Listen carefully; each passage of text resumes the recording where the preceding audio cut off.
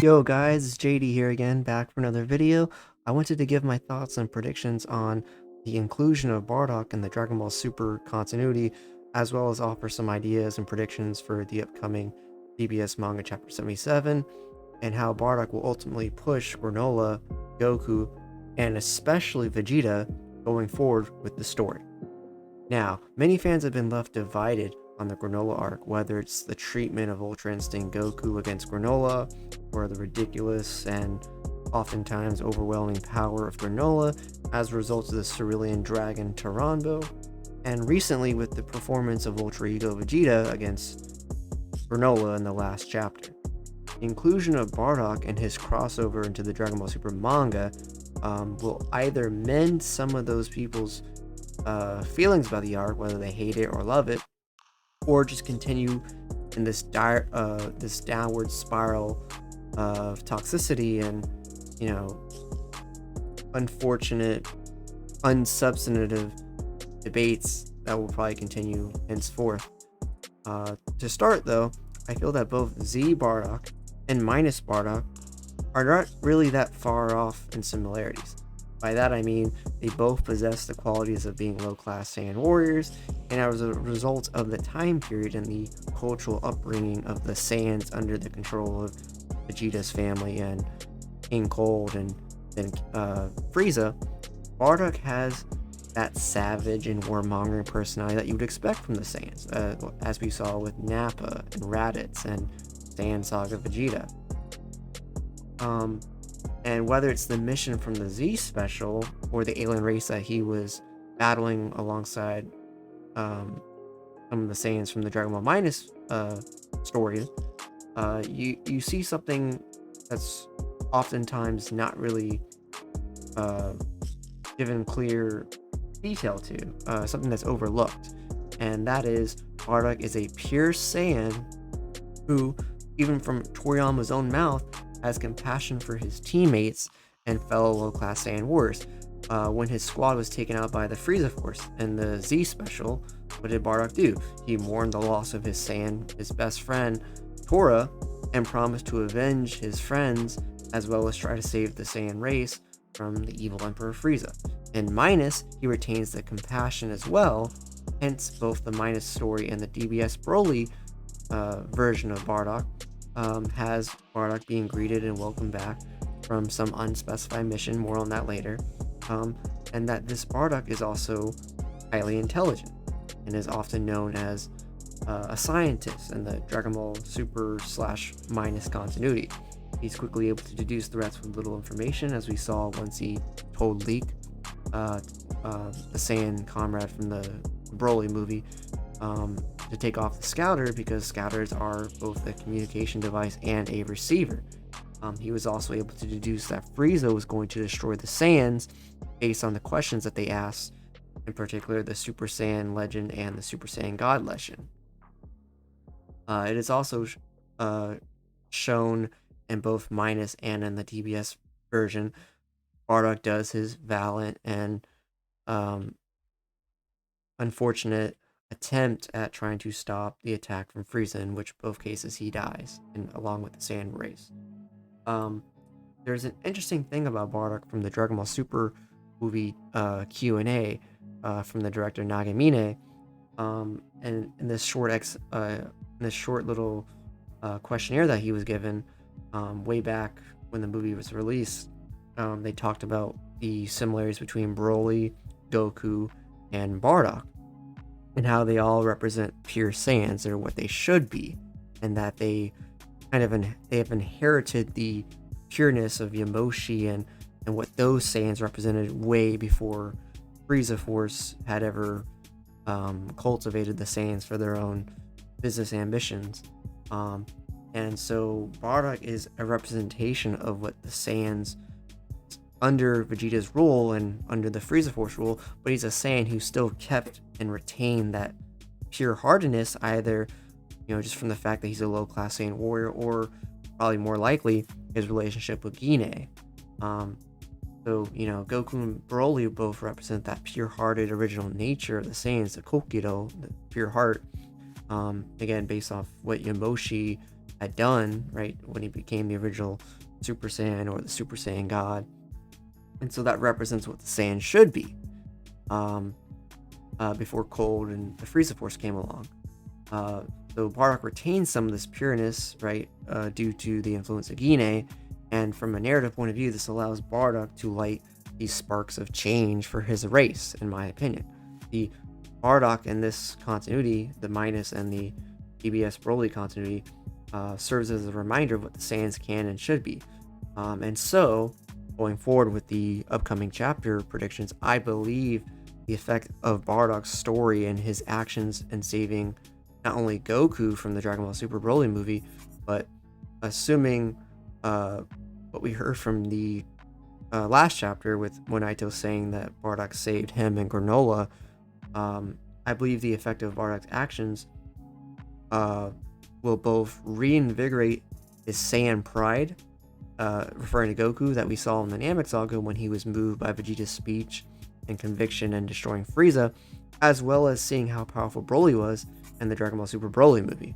And to this delight, remember, Broly is a kind and pure-hearted Saiyan just like Goku. So we're going to get another powerful moment, like another, Kakarot moment, where Goku acknowledges his Saiyan birthright as a direct result of hearing the assumingly courageous acts that Bardock did on Planet Cereal and saving Granolah. And if you think it's just going to be Goku that's affected by this, I think Vegeta is going to have probably the biggest effect, because this whole arc is about Granolah and the Saiyan past and sins, and it's also about Vegeta and his character going forward in the story. And Vegeta, again, has been plagued by guilt, like I mentioned in my Dragon Ball Super Chapter 76 review, and that this guilt is preventing him from fully utilizing and mastering the Ultra Ego transformation. In order for Vegeta to clear his mind and go into that Buddhist Taoist Sunyata state of emptiness, right, the clarity that you need to activate these godly techniques such as Ultra Instinct and Ultra Ego, he needs to let go of everything, but he can't, because Granolah represents such a clear justification and a wrench, essentially, in Vegeta doing that. All of Vegeta's discussions with Granolah and his actions have been to counteract and to try and push away Granolah's way of thinking, but he's failed this far. Hence why Granolah is willing to kill himself to kill the Saiyans, much like Vegeta was when he wanted to destroy Frieza.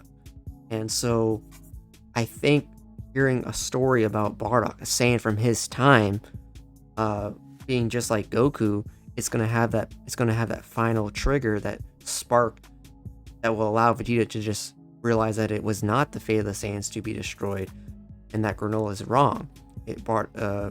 Beerus is correct.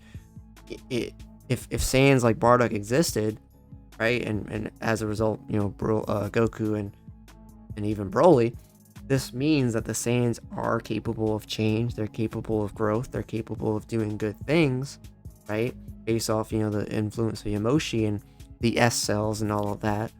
And so it means that everything Vegeta's done this far, everything that Goku and his friends have done this far, is, the culmination of that. And Bardock, from this story, can serve as that spark, that narrative drive, if you will. And I think that it would be really cool if Toyotaru and Toriyama also adapted the Z special where Bardock's crew was killed by the Frieza Force. In this case, maybe the Heaters, accompanied by maybe Zarbon and Dodoria, and some of the other elite Frieza Force members that we saw in the special. Maybe they were there on Planet Cereal, because of the partnership with Frieza, and maybe they took out Bardock's crew, right? Like, Tora and Basha and all of them. And, maybe this is why Bardock has like a change in heart, because he sees his comrades being killed, just like in the Z special. And this would serve as the catalyst for why Bardock would save Granolah and then get the idea to save his son in the same, in the short future. We already know that Toyotaru drew Bardock's crew in an extra page for promotion of the Broly movie when it came out, and Bardock's crew had the the current yellow and black armor like we see Bardock wearing. So it's very likely that Toyotaru is going to incorporate that in some shape or form There are some issues though. Bardock's conversation with Gine in the DBS Broly special, seems to imply that saving Kakarot was a first thing, like a first time for him, referring to Gine's rubbing off on his character. But I also suppose that it's just going to be a retcon, which I'm fine with. If it serves the overarching story narrative, that's fine with retcons. But as for Chapter 77, I think its flashback is going to be probably as long as the Trunks Buu arc flashback. I think that's Chapter 16. So I'm expecting the full chapter, maybe one last page of Eaters finding one Dragon Ball, or maybe both. It could be a multi-chapter flashback, which I hope does not happen. I really want to see the Heaters make their wish, because that's the next push for the story. Having us wait till December or January would probably be a bad idea, in my opinion. And then as for Granolah, I do not think he will, have a change of heart like Goku and Vegeta will. I think he's still going to be convinced that the Saiyans are not capable of this change, and that just because he was saved by one doesn't mean all of them are capable of that. But I think Granolah is going to try and continue his fight in pursuit of revenge, but because Vegeta is going to have that trigger where he lets go of everything as a result of Bardock's story, I think Vegeta is going to get a form of mastered ultra ego and then defeat Granolah, which is something that I think a lot of fans may like. Obviously he's not going to kill him, it's just going to incapacitate him so that we can move the story forward. But I think that Bardock's story is going to have a similar effect the same way Goku has an effect on everybody he fights. And that's a great kind of what do you call it, of memorializing and remembering the character of Bardock, in my opinion. Just like Goku, who had a soft heart and was willing to save worlds and people instead of destroying them, partly due to the earthling martial arts nature that he picked up on, which is again influenced by Buddhism and Taoism and other Eastern philosophy. But having this be a trigger for Vegeta to realize that Granolah is wrong and Beerus was right, and that it wasn't the fate of the Saiyans to be destroyed, and that the Saiyans can be a force for good, just like the Universe 6 Saiyans, and that people can change and grow for the best, is kind of ironic, because just like Goku's pure nature had rubbed off on Vegeta and everybody that Goku's ever fought, now Bardock, who is very similar to Goku now, is going to have that same effect. And I just think that's really funny. And it's something that, is very Toriyama-esque. So yeah, I expect Goku and Vegeta to have like a intermission sort of after this part of the arc is over, when they have to retreat because the Heaters are too strong or whatever.